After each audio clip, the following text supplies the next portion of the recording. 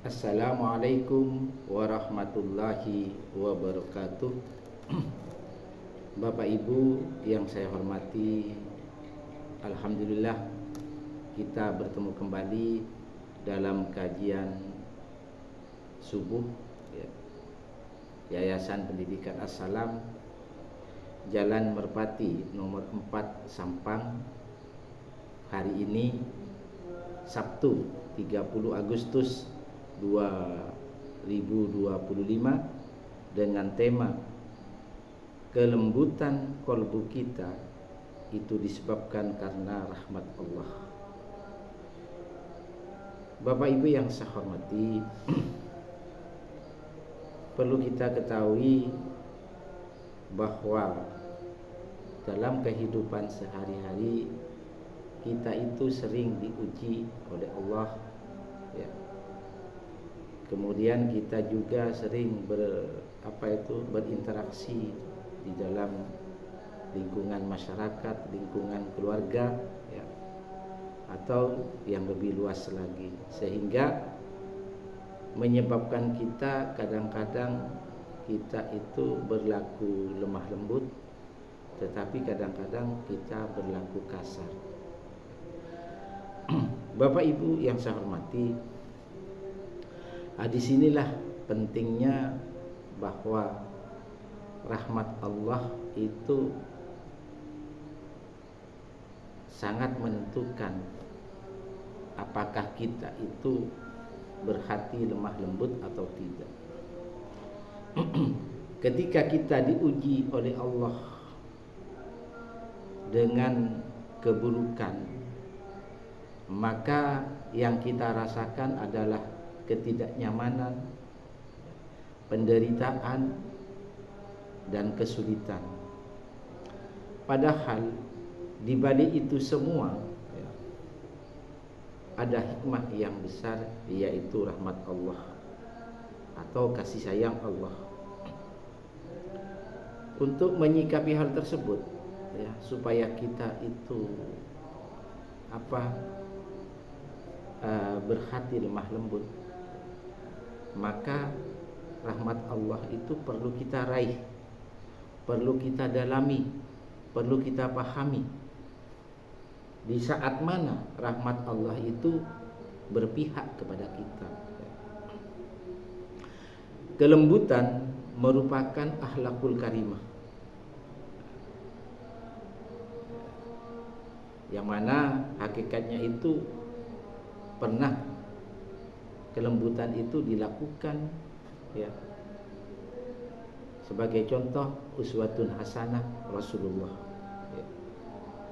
Jadi di situ nampak jelas sekali bahwa apa yang dilakukan oleh Rasulullah, di mana ketika beliau berdakwah banyak tantangan, hambatan, bahkan tidak sedikit ancaman yang membahayakan jiwanya. Namun karena kelembutan, ya, Rasulullah itu bisa melaksanakan dakwahnya dengan baik. Yang mana kelembutan yang dilakukan oleh Rasulullah itu sebetulnya adalah bentuk kasih sayang Allah kepada. Itu disebabkan karena apa? Itu karena kasih sayang Allah yang masuk ke dalam jiwa seseorang, yang memungkinkan orang itu berperilaku lemah lembut. Hal itu bisa terjadi pada diri kita, ya, kalau kita itu selalu menjaga kalbu kita, menjaga jiwa kita untuk selalu dekat dengan Allah, ya, untuk menjaga kesucian diri kita dan untuk dekat kepada Allah, maka Allah tanamkan kelembutan kita itu di dalam kalbu kita, terutama kalbu kiri, terutama kalbu sebelah kiri. Mari kita lihat di dalam surat Ali Imran ayat 159. A'udzu billahi minasyaitonir rajim. Bismillahirrahmanirrahim. Fabima rahmatin minallahi lintalahum, maka berkat rahmat dari Allah kamu menjadi lemah lembut kepada mereka. Ini. Jadi lemah lembut itu sebenarnya adalah rahmat dari Allah, bukan kemampuan kita, Bapak Ibu. Bukan. Jadi bukan karena ikhtiar kita, bukan karena kelebihan kita, bukan. Itu sebenarnya adalah fasilitas yang Allah berikan kepada hambanya, karena hambanya selalu dekat dengan Allah, hambanya selalu berkomunikasi dengan Allah Subhanahu wa taala. Ya.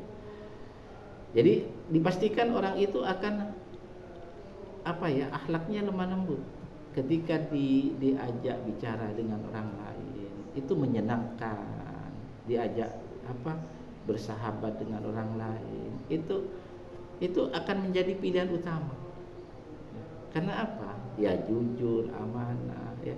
Kemudian bicaranya menyenangkan, kemudian bicaranya selalu memberikan motivasi, inovasi dan sebagainya. Dan itu sebetulnya hal-hal seperti itu adalah berkat rahmat Allah. Allah menanamkan kelembutan. Allah menunjukkan kasih sayangnya kepada hamba. Bapak Ibu yang saya hormati, dalam kehidupan sehari-hari kan ada orang itu berhati lemah lembut.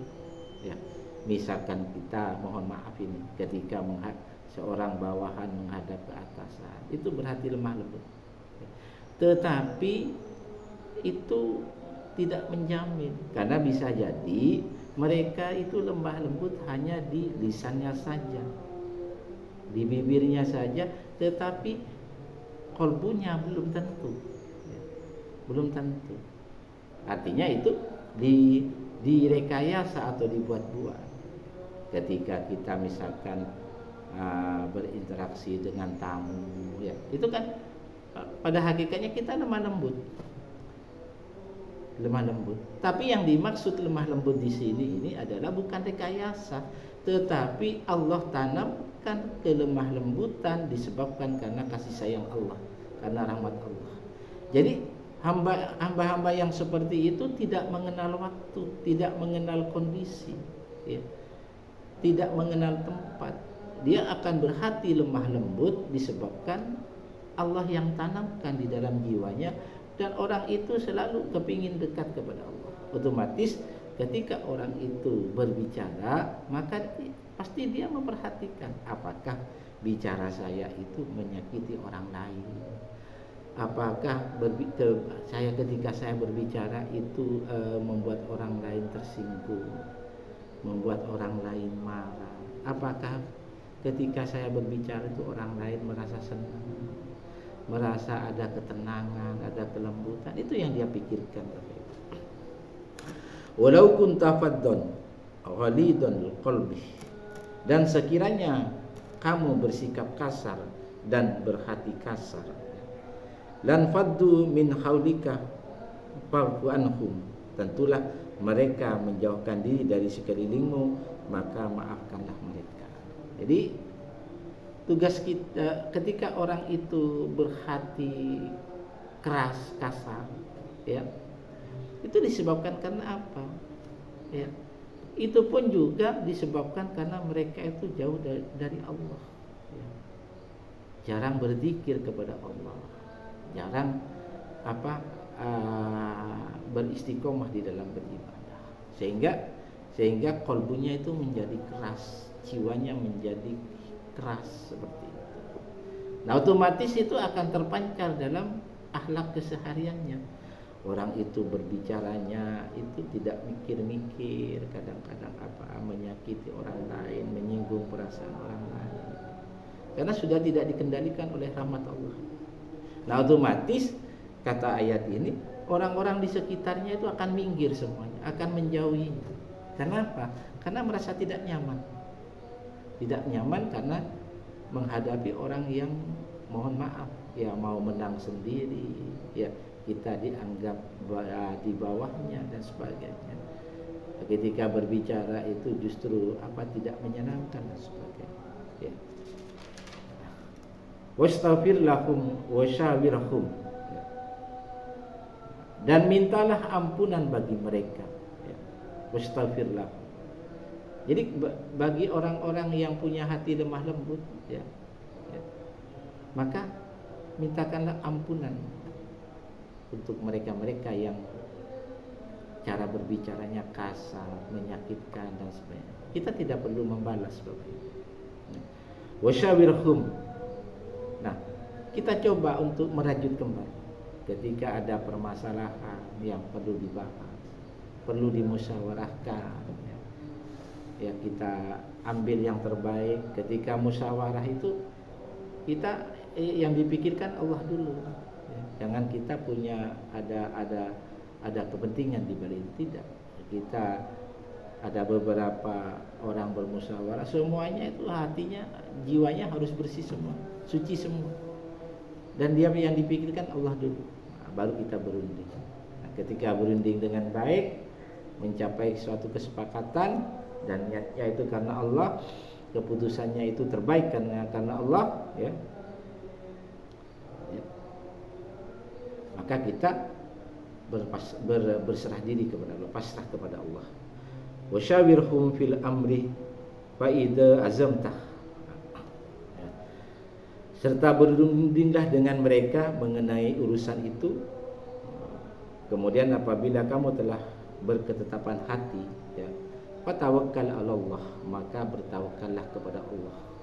Jadi berserah diri. Jadi kalau sudah seperti itu, nah kita, jiwa kita enak, hati ini menjadi tenang, menjadi lembut, menjadi damai.